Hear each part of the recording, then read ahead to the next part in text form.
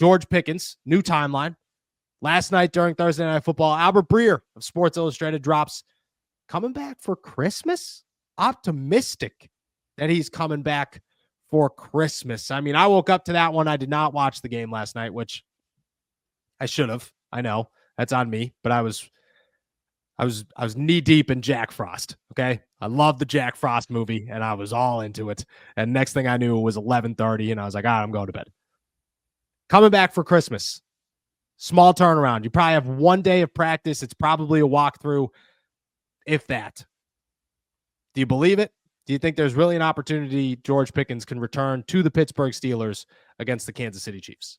Oh, 100%. And I said this yesterday. It felt like they were getting him geared up this week, not for a game this Saturday, but they were practically getting him geared up for the game next week. They were trying to get him on track for that game next week and using these practices to do so, knowing that he was probably not going to go against the Baltimore Ravens, although they'd love him to go against the Ravens. But the fact that it is probably more realistic that, hey, if we get him on the right timetable, we can get him to be ready to go for next Wednesday, Steelers Chiefs on Netflix. That's what it felt like all week to me. And that's what, Albert Breer seems to think is going to happen for the Pittsburgh Steelers wide receiver. And honestly, I tend to agree. I don't disagree. I don't disagree. I think that it makes sense. This game can decide a lot. So I'll ask you this. If they beat the Ravens, does that change for you? Definitely. I think that he'd still get in because I don't think they want him to go without playing at all and then his first action being in the playoffs. But I think they would use him very sparingly against the Kansas City Chiefs if they indeed get the AFC North locked up. And of course, depending on how everything else goes and how far they can either climb or fall in that 1 through 4 range. I think that there's a chance, though, that they could be essentially locked into that 3 seed this weekend. And they say, we're going to get George out there just to get him out there a little bit, but we're really not going to utilize him as much as we typically would. Yeah, I agree. And it goes kind of a surprising way because if the Houston Texans beat the Kansas City Chiefs on Sunday or tomorrow, actually, then you look at it and you go, we got to play them against the Chiefs because you got to win against the Chiefs. You can't take a risk that the Houston Texans are going to climb and surpass you as that 3rd seed. And at the same time, you can't take a shot and say, well, what if something crazy happens and we do end up with the 1 seed, which is nearly impossible. I get it, but it's still a possibility. Meanwhile, if the Chiefs win, limited would be a good place to be. Like, okay, yeah, put them out there for a handful of snaps, get them ready, get them back into it, build that connection with Russ one more time, kind of build the offense or the confidence within the offense before the playoffs once again.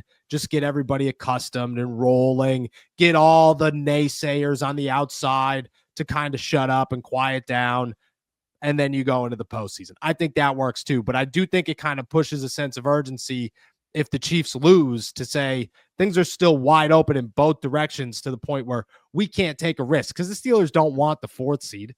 Nobody's sitting around in Pittsburgh going, you want to know what would be fine? The 4 seed. No, the 3 seed's fine. The 2 seed's okay.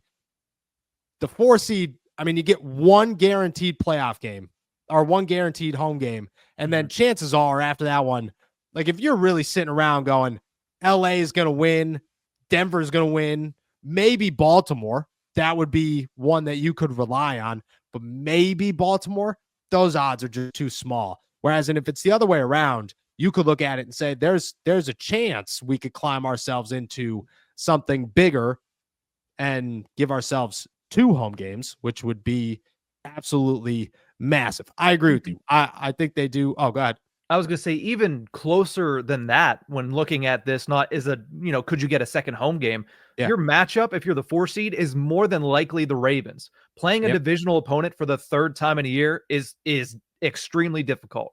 I'm not saying that it's a walk in the park to play the Chargers or the Denver Broncos at this stage of the season, but it's probably a much better matchup than going up against the Baltimore Ravens for a 3rd time this season and for the 2nd time in about 3 weeks at this point. So I do think that it's going to be very important if they do get the AFC North title to still make sure that they have that 3rd seed as well.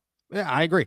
I definitely agree with that. That's the last thing you want to do is play Baltimore twice within, what would it be? It would be 8 weeks that you're facing the Baltimore Ravens. Like that's you're playing a risk. And if you beat them twice, that risk is even higher.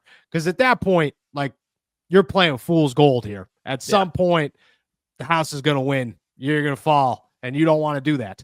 So I agree with you. I think that the way this sets up, you are avoiding the 4 seed. Whereas if Kansas City wins, you could kind of, I don't want to say take your foot off the gas, but ease your way into it a little bit more than you would the other way around. Either way, I do expect George Pickens to play on Christmas. I do think that is a realistic timeline for the superstar wide receivers return, and the Pittsburgh Steelers, man, they need them. Even if they get Deontay, which I'm obviously joking. They're not getting Deontay. But even if they get Deontay Johnson,